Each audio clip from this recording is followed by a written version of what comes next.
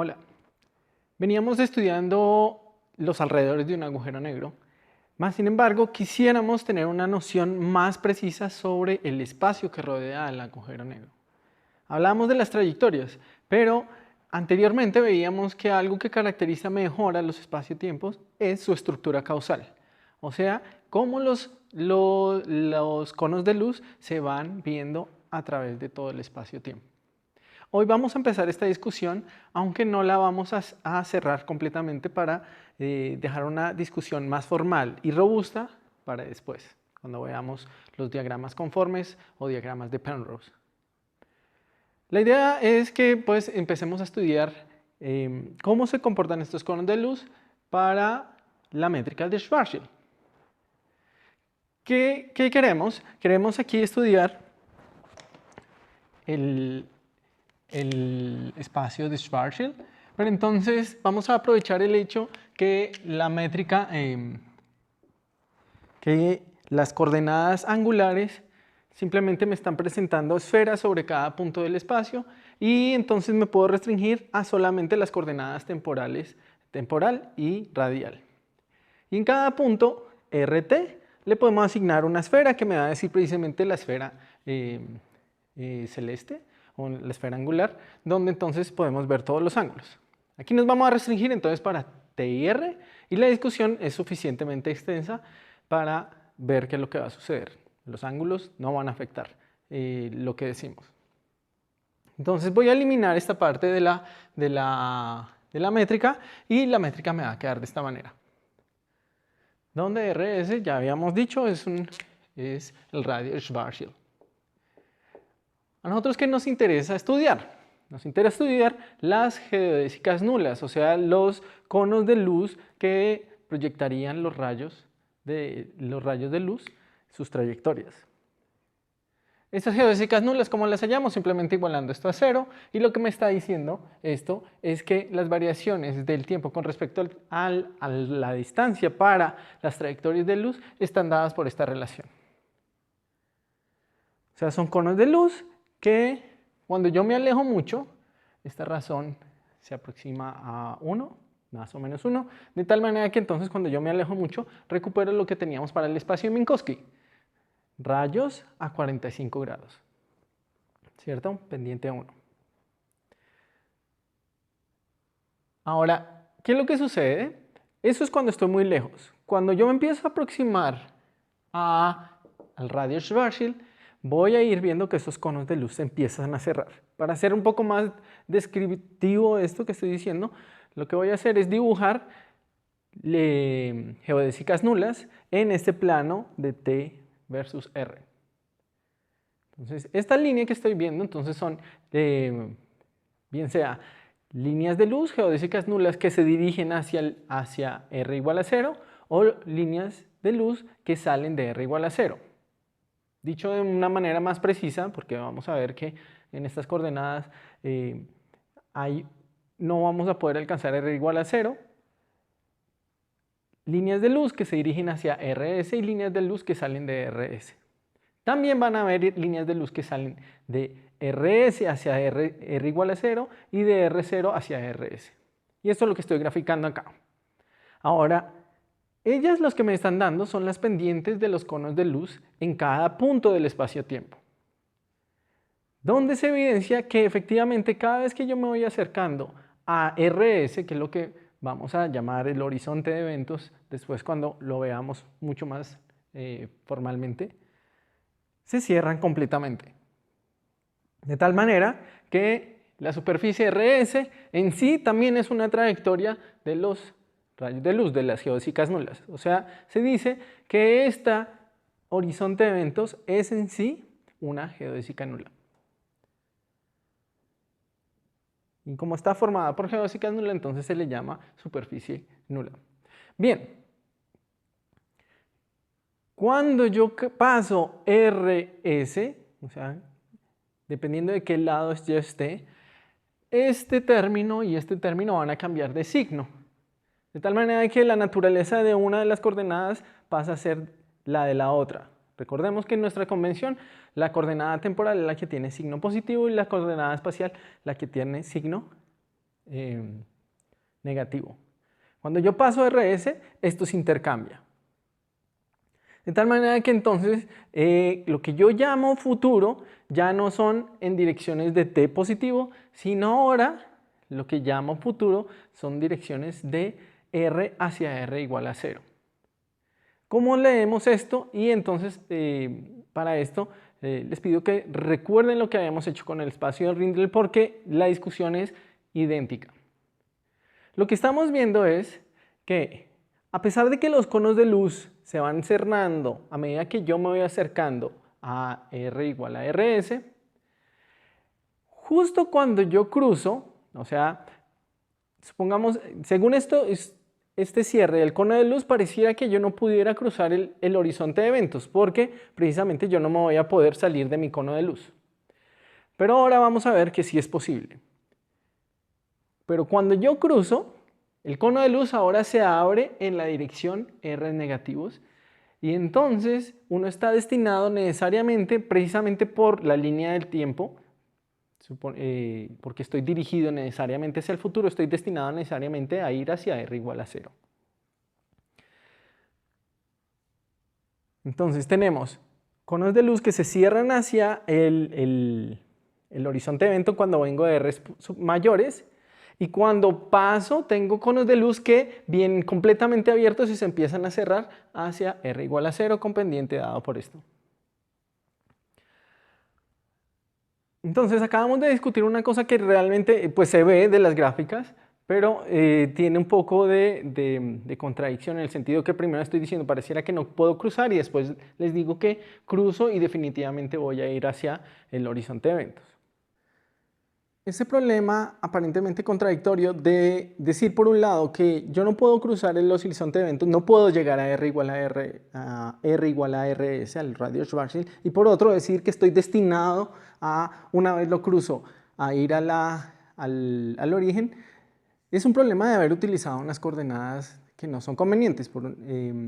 Las coordenadas de Schwarzschild, que son las que me permiten esta estructura en la métrica de Schwarzschild, son convenientes porque cuando yo estoy muy lejos del horizonte de eventos, me reducen a Minkowski normal en coordenadas esféricas. Entonces, por ese lado son atractivas.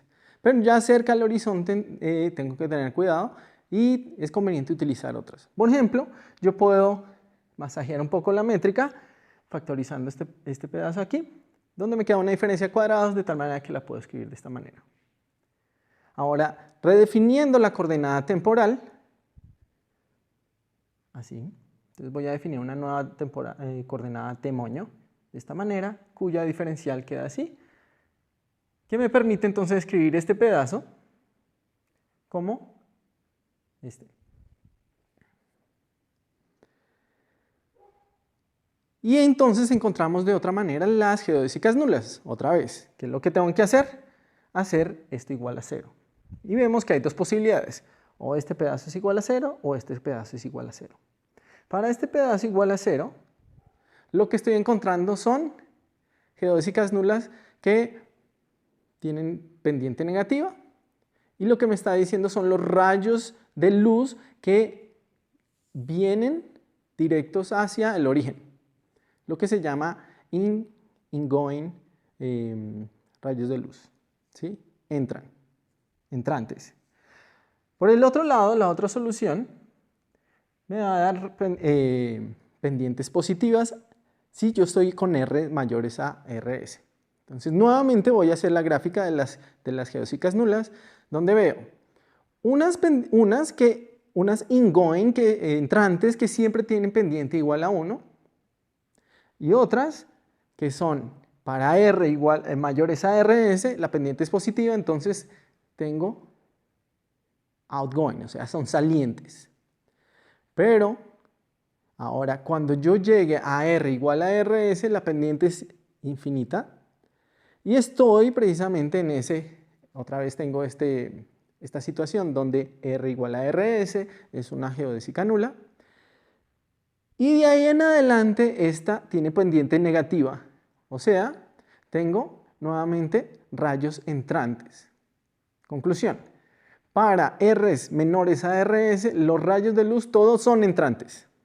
No hay ninguno que sea outgoing. Y como yo no me puedo mover más rápido que la luz, ningún objeto físico va a poder salir de ese cono de luz y está destinado a ir hacia R igual a R0. Entonces con estas coordenadas se ve claramente que los conos de luz se van cerrando y llega un momento en que apuntan todos hacia R igual a R0. Una situación muy parecida a lo que veíamos con Rindler, donde ahora vemos que R igual a RS no tiene ningún problema. Yo puedo ir cambiando y continuamente mi cono de luz se va inclinando hacia allá. Entonces estamos viendo que Schwarzschild se comporta muy bien aquí y tenemos mucho más claro la estructura causal que me permite ver cómo los conos de luz van cambiando punto a punto. Sin embargo, existen otras coordenadas, y existen muchas, que permiten ver cosas de otro punto de vista y a veces más convenientemente. Por ejemplo, podemos definir, aquí había cambiado la coordenada temporal, aquí voy a cambiar la coordenada espacial. Voy a definir un R estrella de esta manera, de tal manera que esta métrica que había, esta expresión que había encontrado aquí, se puede reescribir de esta manera. ¿Sí? Si se dan cuenta, aquí lo que estoy haciendo es pedir que este sea R estrella cuadrado. ¿Qué es lo que estoy encontrando? Entonces estoy encontrando que la métrica de Schwarzschild o el espacio-tiempo de Schwarzschild resulta ser como la métrica de Minkowski, pero con un factor aquí. Eso es lo que se conoce como un espacio planamente conforme, que hemos estudiado en los ejercicios. Entonces tengo que Schwarzschild se puede ver como Minkowski conformemente. Y eso tiene una implicación interesante que vamos a explotar más en futuros capítulos. Y es el hecho que las geodésicas nulas van a tener 45 grados, igual que Minkowski, porque tengo que igualar aquí a 0, quiere decir que esto es igual a 0, y me va a dar que entonces de T de R va a ser más o menos 1, ¿cierto? Con pendientes de 45, más o menos 45 grados. ¿Pero a costa de qué? Si ustedes reemplazan R igual a RS, van a darse cuenta que entonces la posición del horizonte de eventos de RS ahora está en menos infinito. O sea, hemos corrido el horizonte por allá en menos infinito y no lo vemos. Así que, cuando nuevamente hago mi grilla, pongo las coordenadas y pongo las geodésicas nulas, veo que ya no hay conos, ya los conos se mantienen rígidos por todo el espacio-tiempo. Ya no tengo que pensar dónde van a tener cierto valor, todos son idénticos. Pero entonces yo ya no puedo ver cómo llego al horizonte porque está a menos infinito, ¿sí? Y por esta razón pues se le conoce como coordenadas tortuga. Por más de que yo avance, nunca voy a percatarme del horizonte ya. Cuando tengamos esto presente ya lo vamos a utilizar. De hecho, ya que hemos hecho un plano conforme, podemos utilizar unas coordenadas muy convenientes que son las coordenadas del cono de luz, que es precisamente girar mi sistema de coordenadas de tal manera que coincidan con los conos de luz, que ya no se mueven, ya no se abren ni se cierran. Están definidas aquí, en algún momento también las utilizamos. Y tengo que la métrica toma esa forma y efectivamente vemos que las geodésicas nulas, o sea, esto es igual a 0 cuando alguna de estas dos es 0. Precisamente coincide con los ejes coordenados P y Q. Entonces ya tenemos una estructura, podemos incluso reescalar esas coordenadas de cono de luz de esta manera para tener otro disfraz de la métrica de Schwarzschild, que es lo que vamos a utilizar ahora para construir unas coordenadas que son de gran utilidad para tener una primera aproximación global de lo que es la estructura causal de Schwarzschild. Entonces, hasta ahora lo que hemos logrado es tener una descripción del espacio de Schwarzschild que se parece mucho a la métrica de Minkowski, es conforme a Minkowski, de tal manera que los conos de luz son de 45 grados. Después fuimos a las coordenadas del cono de luz y las estiramos. Hicimos estos P mayúscula y Q mayúscula, que son las coordenadas de luz, pero estiradas. Ahora lo que vamos a hacer es volver a unas coordenadas similares a las originales tipo Minkowski, pero que logran algo que no teníamos con las originales, y era que el infinito ya no va a estar nuestro horizonte o la posición r igual a rs en el infinito, sino va a estar en una posición donde podemos estudiarla. Eso se logra con estas coordenadas que se conocen como coordenadas de Kruskal y Sekres, donde simplemente hacer una combinación lineal muy similar a lo que uno hace cuando coge las coordenadas del cono de luz, ahora las vuelvo y las giro. Esas que acabamos de definir, y entonces voy a tener que tener cuidado, porque dependiendo de si R es mayor a RS o es menor, entonces tengo una definición, y si tengo R mayor a RS tengo otra definición. Aquí las tengo invertidas. Bueno, entonces esto es para R mayores a RS y aquí para R menores a RS. Entonces uno puede comprobar utilizando las expresiones que tenemos para P y Q, que T queda como un seno hiperbólico, unas exponenciales y este factor, y X en cambio queda con el coseno hiperbólico, para R mayores a RS. En el caso contrario, en cambio, cambian de rol, pero no solamente eso, el factor aquí adentro también va a cambiar de rol. Esto debido a que, pues en la definición misma de las coordenadas que habíamos establecido, debe entrar como un valor absoluto, dependiendo si estoy hablando de mayores y menores. Ahora, estos son los dos casos particulares, pero en cualquier caso yo puedo definir, por ejemplo, que la suma de los cuadrados, la resta de los cuadrados, perdón, viene como una expresión bien definida en términos de las coordenadas de Schwarzschild. Y la razón entre t y x depende si estoy en posiciones mayores a rs, esta es la función escalón de g vet c, y si estoy en r's menores a rs. También entonces aquí he escrito la métrica como queda con estas coordenadas Kruskal, como venía advirtiendo. Entonces es lo mismo que teníamos antes, sino que ya no tengo las coordenadas del cono de luz. Entonces es plano conforme, o sea, conforme al espacio de Minkowski, donde entonces tengo estas relaciones con las coordenadas de Schwarzschild. ¿Qué vemos allí? Entonces ya dije que, pues como no he cambiado, esto es simplemente la métrica de Minkowski aquí adentro. Como hasta ahora he dejado aquí implícitas las dependencias en las coordenadas t y x grandes, pero aquí queda Minkowski. Entonces las líneas de las geodésicas nulas siguen siendo en 45 grados. ¿Listo? Entonces esto nos simplifica el análisis que vamos a hacer ahora. Ahora también vemos que si yo fijo el t, digamos que yo fija el tiempo de Schwarzschild, que sería el tiempo que mide alguien que está muy lejos del horizonte de eventos, muy lejos del agujero negro, entonces tengo una relación lineal entre t y x, o sea, tengo rectas. Eso ahorita lo vamos a dibujar las líneas de t constante en el plano tx, t mayúscula, x mayúscula. Si estoy hablando en cambio de posiciones de r constante, el r físico que tenemos con Schwarzschild, entonces en cambio vamos a tener hipérbolas. ¿Sí? Y esto lo vemos de acá. ¿Cierto? ¿A dónde lo tengo? Sí, entonces si vamos a hablar de r constantes, aquí tengo hipérbolas que me definen las distintas trayectorias dependiendo cuando yo fijo r. Fijo r, entonces tengo un número constante que me va a definir las distintas hipérbolas. En particular, hay una hipérbola bien importante que es la de la singularidad. Recordemos que la métrica de Schwarzschild tiene una singularidad en r igual a 0.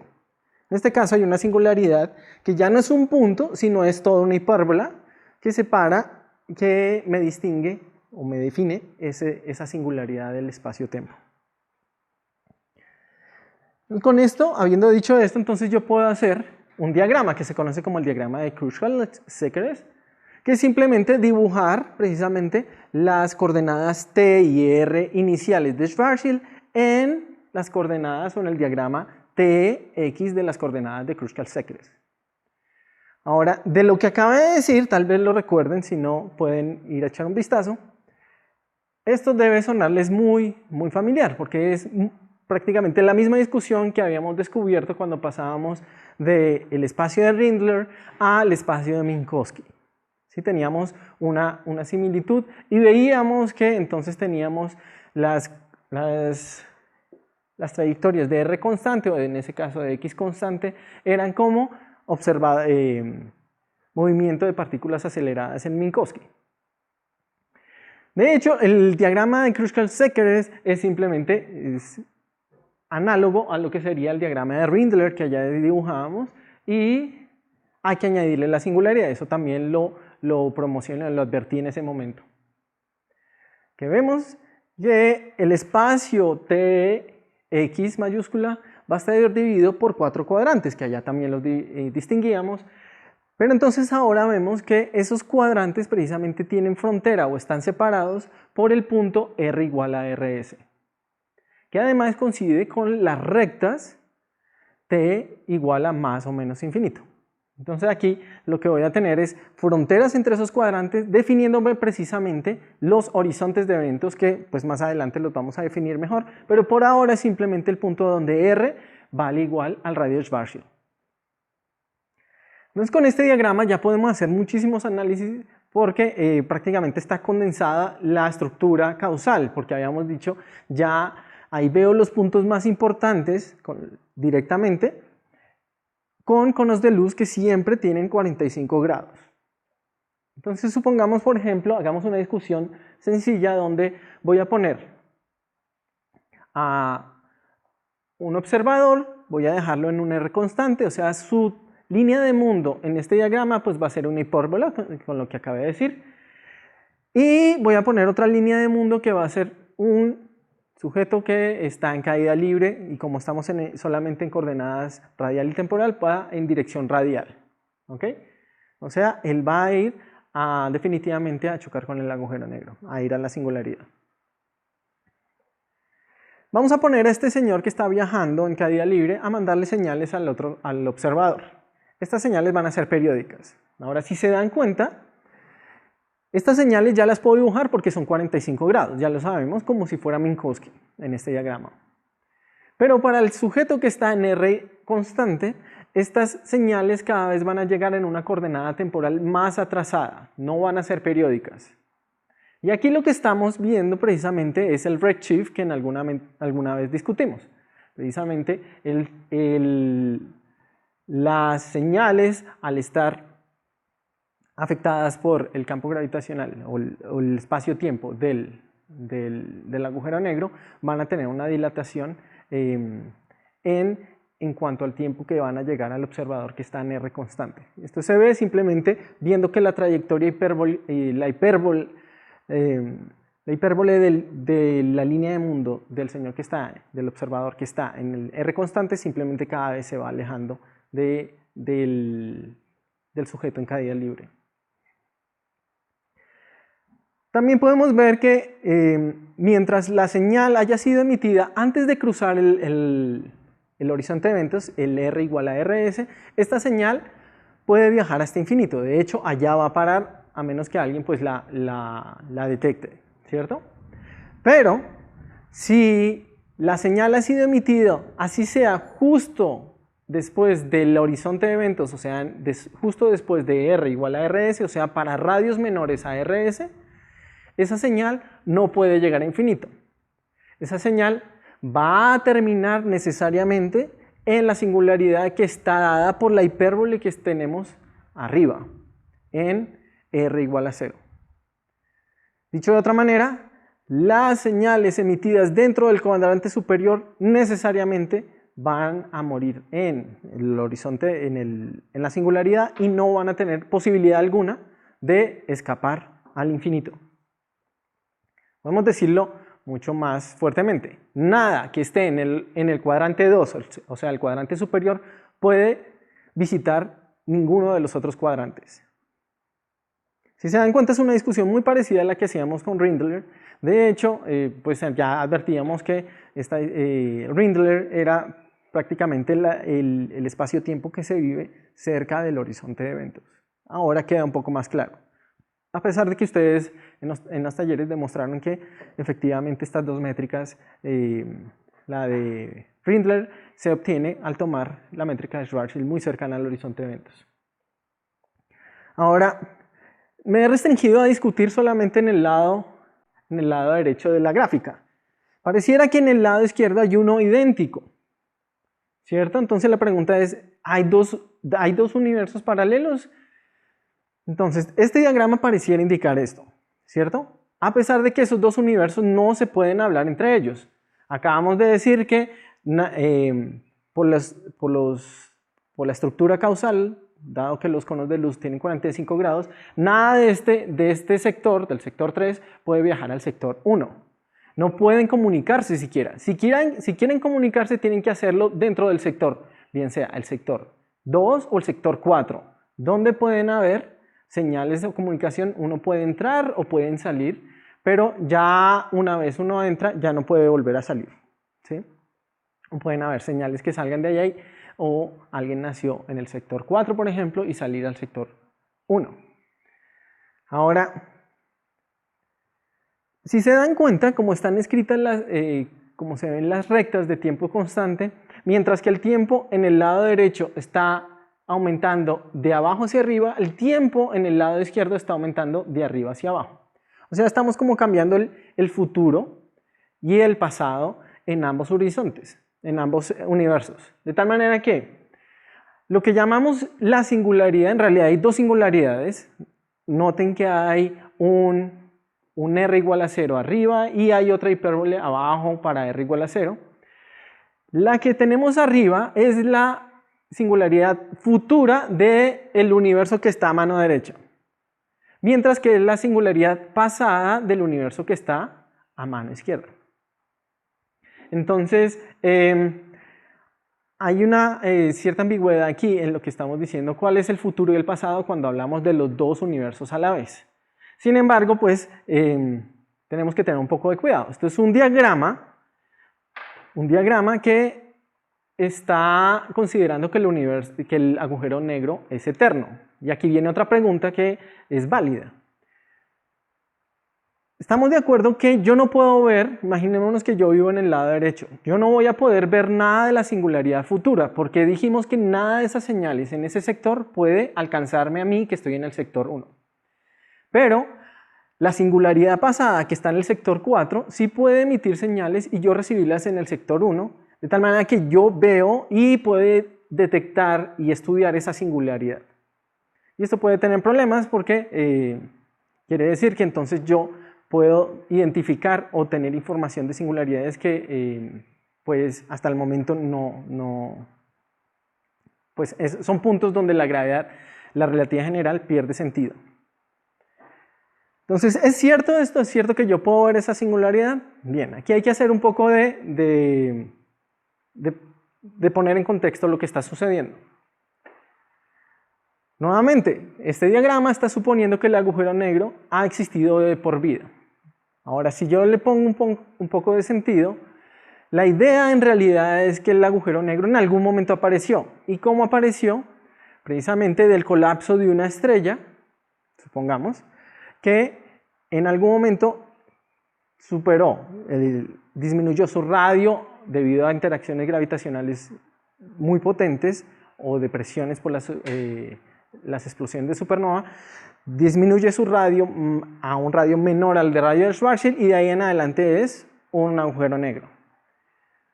De tal manera que el diagrama debería ser un poco distinto. Yo no puedo decir que el espacio de Schwarzschild se tiene que satisfacer hacia atrás en el tiempo, sino que llega un momento donde tengo que considerar que en realidad había una estrella. Y recordemos que yo he solucionado hasta ahora las ecuaciones de Einstein para el vacío. O sea, yo he supuesto que solamente,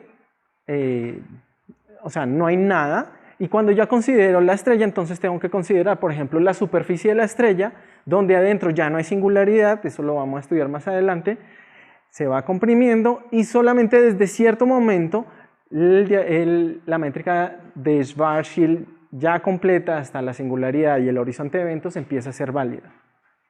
Entonces aquí lo que estamos viendo es precisamente esa superficie que va colapsando y en algún momento aparece el horizonte de eventos que está cubriendo la singularidad futura, la que no podemos ver y estamos de acuerdo que está ahí pero que no la podemos ver. Mientras que la parte de atrás, que es la superficie de la estrella, no tiene singularidad y entonces pues no tiene sentido preguntarme de una singularidad pasada. Es cierto que hay singularidades que en principio no puedo explicar, no puedo descartar utilizando este argumento, como la singularidad inicial del universo. Hay conjeturas o hipótesis como las hipótesis de censura cósmica donde me dice que las singularidades o bien están descartadas, no pueden ser admisibles, o están protegidas por un horizonte de eventos, como la singularidad futura que estamos descubriendo. Recientemente han habido resultados respecto a esto donde al parecer por lo menos en algunos escenarios simplificados donde esa hipótesis de censura cósmica se puede violar, pero hasta donde sabemos el universo respeta algo así.